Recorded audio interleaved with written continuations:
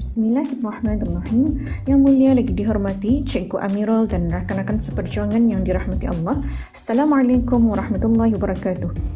InsyaAllah hari ini saya Nur Rabiatul Adawiyah binti Muhammad 21LL023 akan menyampaikan resensi buku How to Win Friends and Influence People, iaitu bahagian 3 The Safety Valve in Handling Complaints. Sinopsis kandungan. Injak keselamatan dalam menangani aduan maupun orang ramai adalah dengan membenarkan orang lain bercakap, kerana mereka lebih tahu tentang keadaan mereka berbanding anda. Jadi, tanya soalan dan biarkan mereka memberitahu isi hati mereka. Jika anda tidak bersetuju, jangan mencelah kerana ia berbahaya. Mereka tidak akan mendengar anda sama sekali kerana mereka masih mempunyai idea mereka yang ingin diluahkan. Galakkan mereka untuk menyatakan idea mereka sepenuhnya.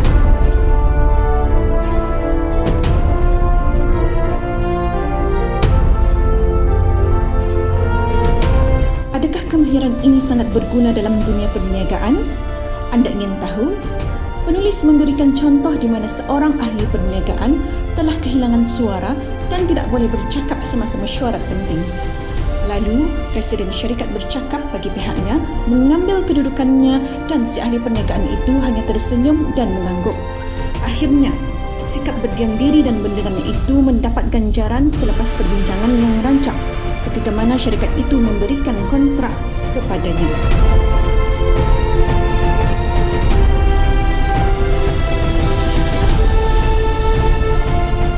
Antara intisari yang terdapat dalam tajuk ini ialah yang pertama, untuk menjadi pendengar yang baik dan sabar dengan memberi peluang orang lain untuk mengekspresi diri mereka sepenuhnya dalam meluahkan masalah, perasaan, idea, pandangan atau sebagainya.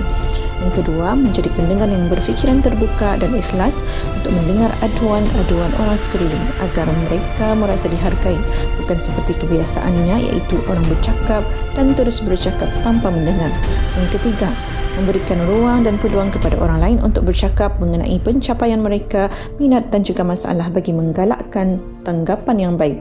Untuk mendapatkan perhubungan yang baik dengan orang lain ialah dengan mengurangkan bercakap mengenai diri anda dan banyakkan mendengar. Dari aspek penilaian kandungan, kandungan ini sangat menarik dan bersesuaian pada kebanyakan peringkat, yang mana cerita yang dibawakan oleh penulis dapat membuktikan keberkesanan dalam mengendalikan aduan dengan membiarkan orang lain untuk menyampaikan apa yang mereka ingin sampaikan kepada kita. Susun atur cerita dari berbagai aspek, gaya bahasa yang ringan dan mudah untuk difahami menjadikan tajuk ini sangat santai untuk dibaca. Antara manfaat yang boleh kita perolehi dari tajuk ini ialah agar kita dapat mendidik diri kita untuk menjadi pendengar yang baik, belajar untuk menghormati pandangan orang lain walaupun kita sebenarnya tidak atau kurang bersetuju dengan pandangan yang diutarakan. Selain itu, kita dapat belajar untuk menghargai luahan permasalahan orang lain dengan cara memberi ruang dan peluang sepenuhnya kepada mereka untuk bercakap atau meluahkan sehabis mungkin apa yang ingin mereka luahkan. Antara kelebihan tajuk ini ialah cerita-cerita yang dibawakan mempunyai pelbagai situasi yang berbeza dan ini membuatkan ia menarik untuk dibaca.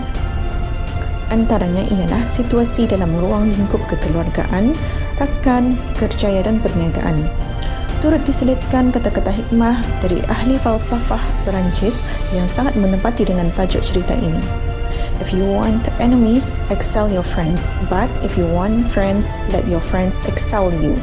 Maksudnya di sini, bila kawan kamu merasakan mereka lebih berjaya daripada kamu, mereka akan merasa diri mereka penting. Tetapi bila kamu nampak lebih hebat daripada mereka atau sebahagian mereka, mereka akan berasa rendah diri dan boleh jadi menimbulkan rasa cemburu.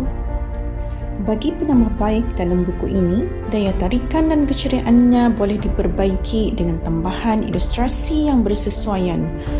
Penggunaan pelbagai warna juga akan dapat menarik minat pembaca. Di samping sorotan kata-kata penting akan meningkatkan perhatian pembaca dengan lebih berkesan. Sebagai kesimpulannya, biarkan orang lain hebat berbicara, biarkan orang lain yang banyak berbicara.